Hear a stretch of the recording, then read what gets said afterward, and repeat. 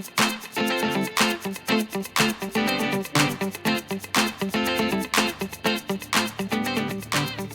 à tous, aujourd'hui nouvelle vidéo qui sera pour vous faire un petit tag et c'est le tag l'évolution de mes créations.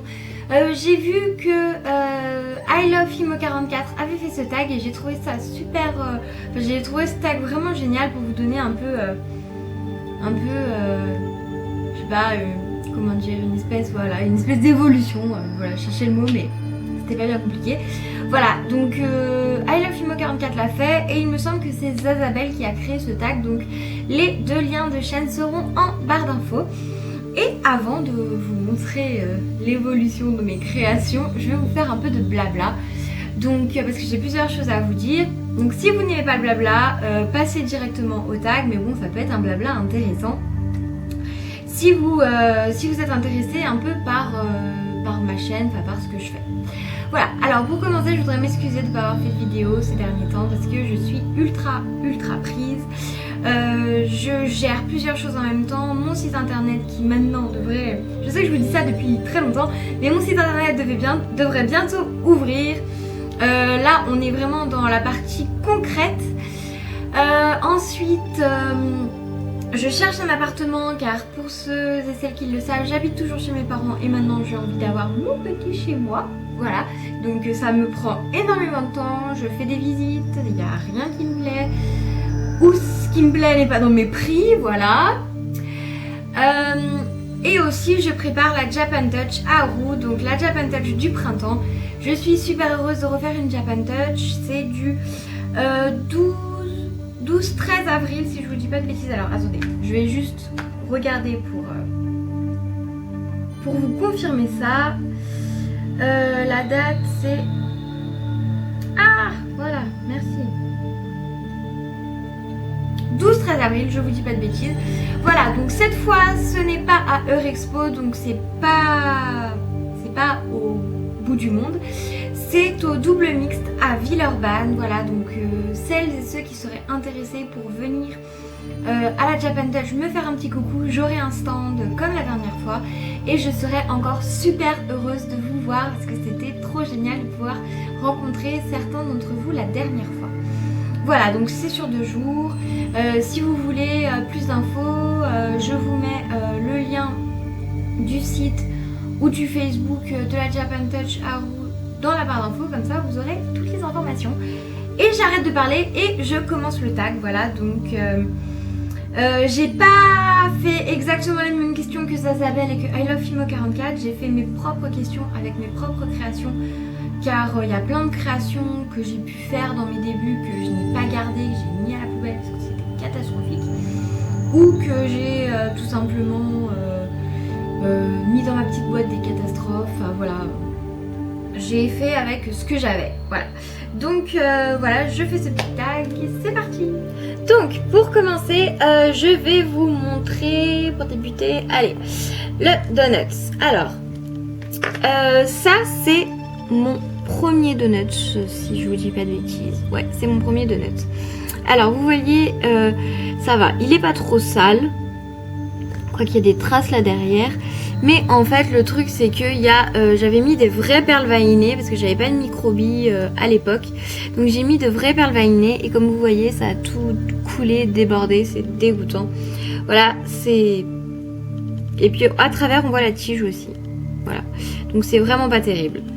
Et voilà un de mes derniers donuts, donc fait avec du coulis en fimo liquide parce que ça c'était de la fimo normale.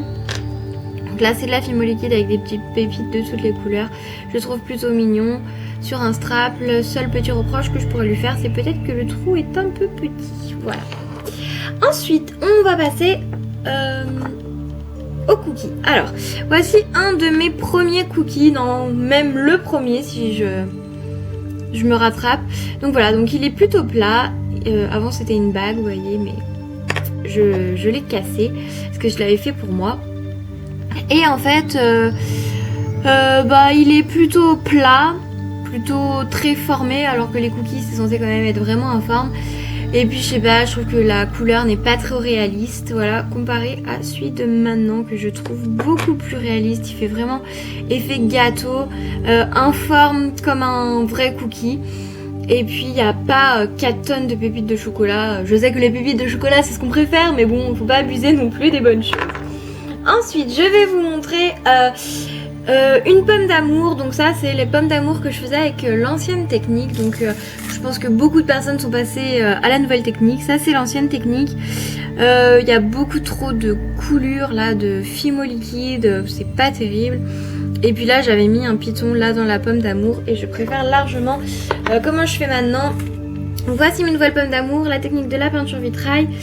Et en fait je préfère largement parce que en fait je mets un petit embout là que j'écrase et je trouve que ça fait quand même vraiment mieux. Puis vous voyez cet aspect un peu plus caramélisé qu'il y a dessous, je préfère. Ensuite on passe aux lollipops. Donc ça c'est une de mes premières lollipops. Elle est toute plate, elle est tordue, le roulé, enfin vous voyez les couleurs sont pas bien.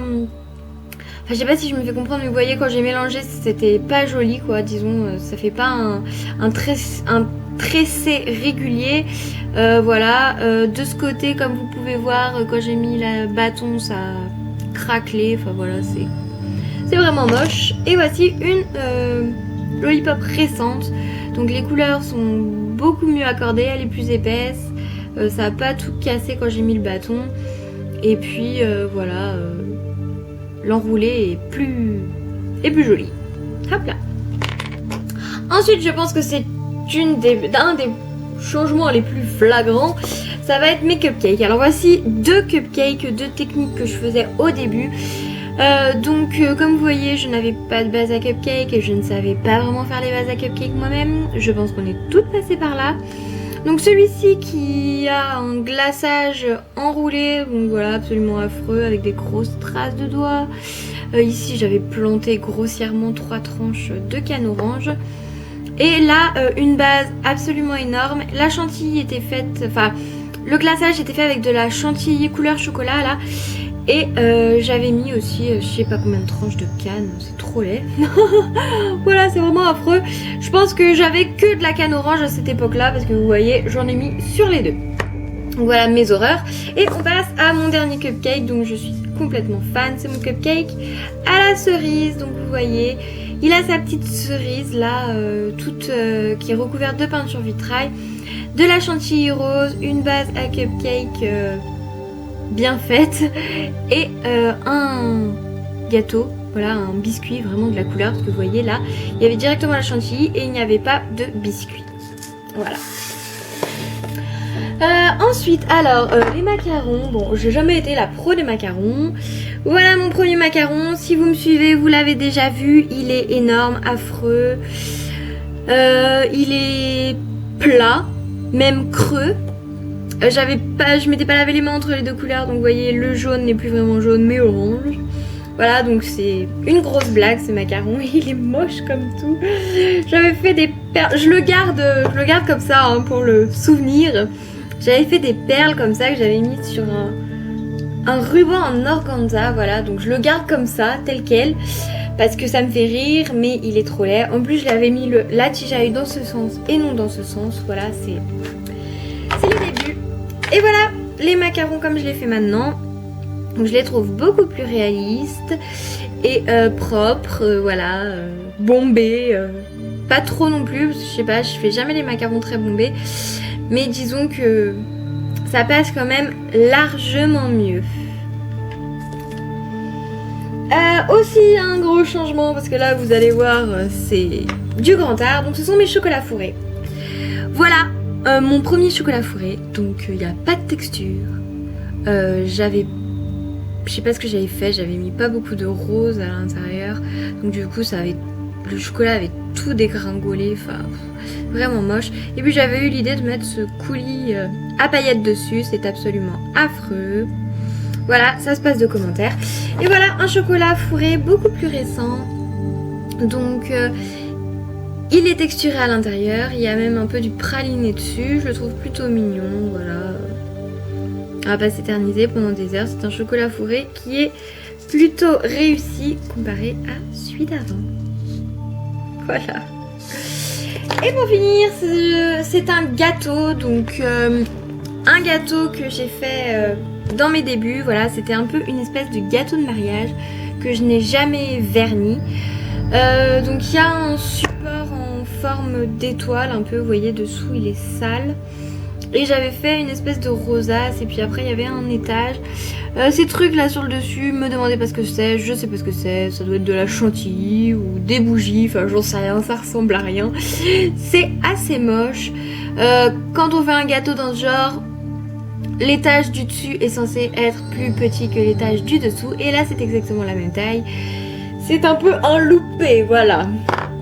Et voici un de mes derniers gâteaux, donc c'est un gâteau opéra, je le trouve trop beau. Donc je sais pas si vous allez... Ouais là, vous voyez bien la texture normalement. Vous voyez il y a le glaçage dessus, après il y a une mousse, après un feuilletage et une mousse en dernier. Après dessus il y a des petits éclats de chocolat et j'ai fait avec un pinceau pour donner effectivement cet effet chocolat passé au pinceau, voilà.